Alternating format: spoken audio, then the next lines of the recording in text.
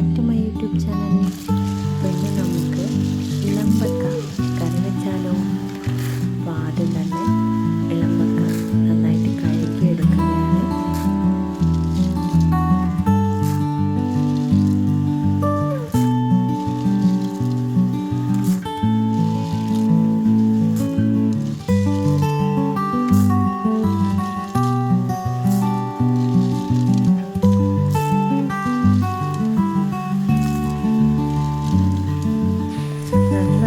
വൃത്തിയാക്കിയതിന് ശേഷം ഒരു ചട്ടിയിലോട്ട് ഇട്ട് കൊടുക്കുകയാണ്.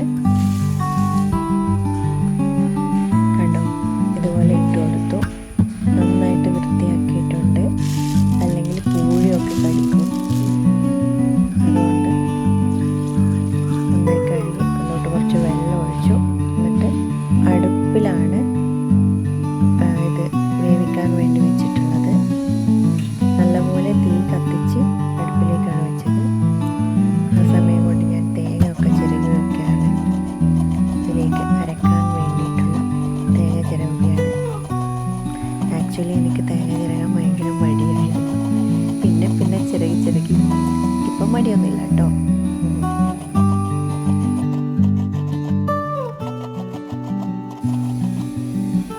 ഇളമ്പക്ക ഇവിടെ വെന്ത് വന്നിട്ടുണ്ട്. അതിൻ്റെ തോടൊക്കെ തുറന്നു വന്നു. കണ്ടോ, വേറിട്ട് എന്നത് കാണാം.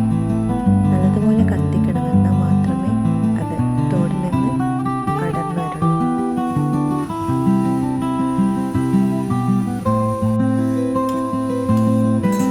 അരവിനുള്ള തേങ്ങയാണ് മിക്സിയിലോട്ട് ഇടുകയാണ്.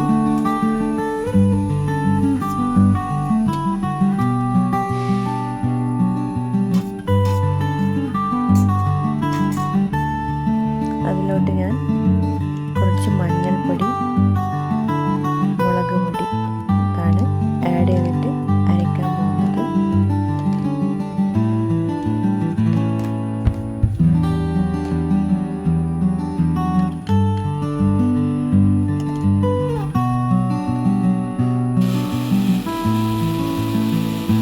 നൈസായിട്ട് അരച്ചെടുക്കണം.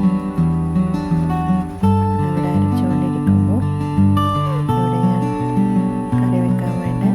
തക്കാളി, ഒരു 2 തക്കാളി എടുക്കാം. കഴുകി വൃത്തിയാക്കിയ 2 തക്കാളി ഞാൻ കട്ട് ചെയ്ത് വെക്കുകയാണ്.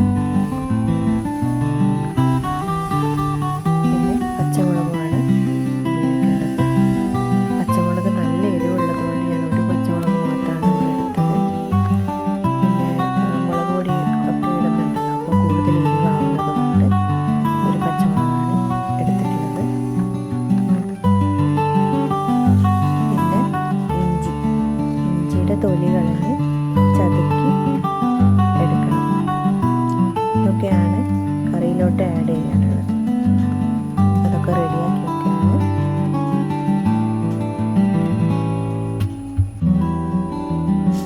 അതിനുശേഷം ആ ഇളമ്പക്ക ഞാനൊന്ന് എടുത്ത് കുലുക്കിയിട്ട് വെക്കുകയാണ്. കാരണം മേലെയുള്ള ഭാഗങ്ങളിലൊക്കെ ആയിട്ടില്ലെങ്കിൽ അതൊക്കെ ഒന്ന് അടിയിലോട്ട് സെറ്റായിട്ട് വരുമല്ലോ. പിന്നെ വേണ്ടത് പുളിയാണ്. പുളിവെള്ളം, നല്ല നാടൻ പുളി പിഴിഞ്ഞത്. അപ്പോൾ ഇതിവിടെ റെഡി ആയിട്ടുണ്ട്. അപ്പോൾ അടുപ്പിൽ നിന്നും താഴേക്ക് ഇറക്കി വെച്ചു. അതിനുശേഷം ഒരു പ്ലേറ്റിലോട്ട് ഞാനിത് ഇട്ട് വെക്കുകയാണ്. ചൂടോടെ ഇതിൻ്റെ ഉള്ളിലത്തെ ഇറച്ചി പുറത്തേക്ക് എടുക്കാൻ പറ്റില്ലല്ലോ, അതുകൊണ്ട് ഒരു പ്ലേറ്റിലോട്ട് മാറ്റിയിടുകയാണ് ചൂടാറാൻ വേണ്ടിയിട്ട്. നല്ല ഭംഗിയുണ്ടല്ലേ ഇത് കാണാൻ.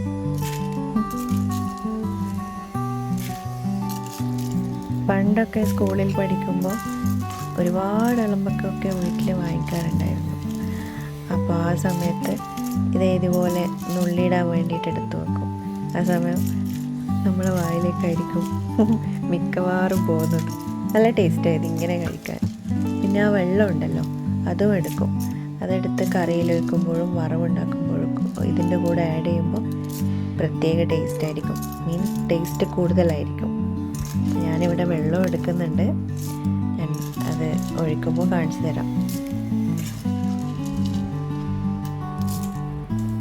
കുറച്ചൊന്ന് ചൂടാറിയതിന് ശേഷം ഞാനത് നുള്ളി എടുക്കുകയാണ്. അതിനുള്ളിലുള്ള ആ ഒരു ഇളമ്പക്ക നുള്ളിയെടുത്ത് തോട് വേറൊരു പ്ലേറ്റിലും അതിൻ്റെ ഉള്ളിലത്തെ അത് കണ്ടു അത് ഞാൻ വേറൊരു പ്ലേറ്റിലേക്കും മാറി മാറി ഇടുകയാണ്. ഇച്ചിരി പണിയാണിത്, കുറച്ച് ടൈം എടുക്കും. അപ്പോൾ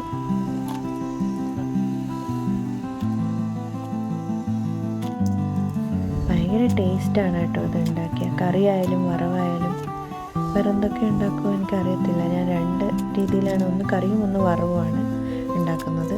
ഭയങ്കര ടേസ്റ്റായിരിക്കും. എനിക്ക് ഭയങ്കര ഇഷ്ടമാണിത്. ആദ്യം പറയും ഇത് തവളയാണ്, തവളക്കുട്ടിയാണെന്ന് പറയും. ഇന്ന് തവളക്കുട്ടിയാണോ കറി എന്ന് ചോദിക്കും ഈ ഒരു ഇളമ്പക്ക കറി വെച്ച് കഴിഞ്ഞാൽ. ഇതുണ്ടോ, നല്ല ഭംഗിയില്ലേ കാണാൻ, നല്ല നീറ്റുണ്ട്. ഇതുപോലെയാണ് ഞാൻ ഒന്നൊന്ന് അതിൻ്റെ ഇളമ്പക്ക ഒന്നിലോട്ട് മാറ്റി അതിൻ്റെ തോട് മറ്റൊരു ബോക്സിലേക്ക് ഇടുകയാണ്.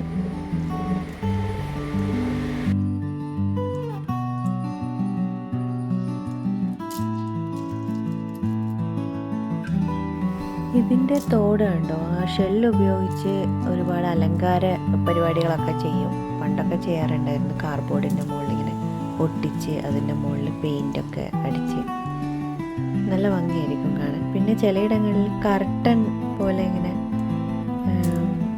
ഉണ്ടാക്കും. ഞാനത് വാങ്ങിച്ചിട്ടുണ്ടായിരുന്നു ഒരു തവണ. കർട്ടൻ ന്യൂസ് അത് ഇതല്ലല്ലേ, അത് ഇതിൻ്റെ ഷെല്ലല്ല, അത് നമ്മുടെ കടലിൽ നിന്നൊക്കെ കിട്ടുന്ന ആ ഒരു അതാണ് ഉപയോഗിക്കുന്നത്. ഓക്കെ, എൻ്റെ അടുത്ത് മാറിപ്പോയി. ഓക്കെ, അപ്പോൾ ഞാനതൊക്കെ തുള്ളിയെടുത്ത് നല്ല വൃത്തിയിൽ കഴുകുകയാണ്. നന്നായി കഴുകിയില്ലെങ്കിൽ കറി അല്ലെങ്കിൽ വറവ് ആക്കുന്നുണ്ടെങ്കിൽ അതിൽ കടിച്ചോ ഇങ്ങനെ പൂഴി കടിക്കും. അപ്പോൾ അതുകൊണ്ട് നല്ല വൃത്തിയിൽ കഴുകണം. ഞാൻ ഒരുപാട് തവണ കഴുകിയെടുക്കുന്നുണ്ട്. എന്നിട്ട് ചട്ടിയിലോട്ടിടുകയാണ്. ഈ ചട്ടിയിലാണ് ഞാൻ കറി വെക്കുന്നത്. അതുകൊണ്ട് നന്നായിട്ട് ഒന്നുകൂടെ കഴുകി അതിലോട്ട് ഇട്ട് കൊടുക്കുക. പിന്നെ അതിലോട്ട് ഉപ്പ് ആഡ് ചെയ്ത് കൊടുത്തു, ആവശ്യത്തിനുള്ള ഉപ്പ്, മുളക് പൊടി, മഞ്ഞൾപ്പൊടി, ഇത് 3ഉമാണ് ഞാൻ ഇട്ട് കൊടുത്ത് നന്നായിട്ട് മിക്സ് ചെയ്ത് വെച്ചു. നല്ലപോലെ മിക്സ് ചെയ്തു. മുളകിനൊക്കെ ഒരുപാട്, മുളക് പൊടിക്ക് നല്ല എരിവുള്ളത് കൊണ്ട് ഞാൻ ഇച്ചിരി ഇട്ടുള്ളൂ.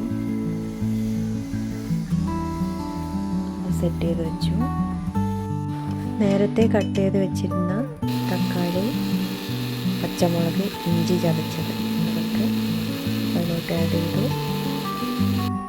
എന്നിട്ട് അതിലോട്ട് അരച്ച് വെച്ചിരിക്കുന്ന അരവ്, തേങ്ങ അരച്ചത് അതിൻ്റെ അകത്തേക്ക് ആഡ് ചെയ്തു. ഒന്നുകൂടെ മിക്സിയിലുള്ളതൊക്കെ അതിലോട്ട് ഒഴിച്ചു. വീണ്ടും പുളി, നേരത്തെ കുതിർത്ത് വെച്ചിരിക്കുന്ന പുളി ഒഴിച്ചു. എന്നിട്ട് എല്ലാം കൂടെ ഒന്ന് മിക്സ് ചെയ്ത് ഉപ്പൊക്കെ ഉണ്ടോയെന്ന് നോക്കി, എരിവൊക്കെ ഉണ്ടോയെന്ന് നോക്കി. എന്നിട്ട് ഞാൻ നേരത്തെ പറഞ്ഞിരുന്നില്ലേ ആ വേവിച്ച വെള്ളം, അത് ഞാൻ എടുത്തു വച്ചിട്ടുണ്ടായിരുന്നു. അത് മേലേന്ന് മാത്രം ഒഴിച്ചെടുക്കുകയാണ്. അടിയിലോട്ട് പൂഴൊക്കെ ഉണ്ടാവും. അതുകൊണ്ട് മേലേന്ന് മാത്രം കുറച്ച് ഒഴിച്ചു കറിയിലോട്ട്. എന്നിട്ട് ഗ്യാസിൻ്റെ മുകളിൽ വെച്ചു. ഓക്കെ, നന്നായിട്ട് തിളക്കുന്നത് വരെ കാത്തുനിന്നു. അതിനുശേഷം കറി തിളച്ചിട്ടുണ്ടായിരുന്നു. പിന്നെ കടുക് വറുത്തിടുകയാണ്. ഉപ്പ് ഞാൻ എപ്പോഴും ഇങ്ങനെ സ്പൂണിൽ സൈഡിൽ വെക്കും, കാരണം ഉപ്പ് കുറവാണെങ്കിൽ വീണ്ടും വീണ്ടും ഇട്ട് കൊടുക്കാനൊക്കെ. അതാണ് അവിടെ സ്പൂണ് കാണുന്നത്.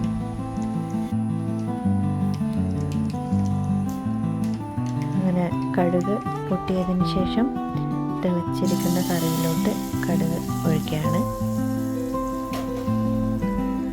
എന്നിട്ട് അതൊന്ന് ഇളക്കി കൊടുത്തു. നല്ല സ്മെല്ല് വരുന്നുണ്ട്. അടിപൊളി ടേസ്റ്റാണ്. എല്ലാവരും ട്രൈ ചെയ്ത് നോക്കുക. ഇനി ഞാനത് ദോശയുടെ കൂടെയാണ് കഴിക്കുന്നത്. ചോറിൻ്റെ കൂടെയും കഴിക്കാം. അപ്പോൾ താങ്ക് യു ഫോർ വാച്ചിങ്.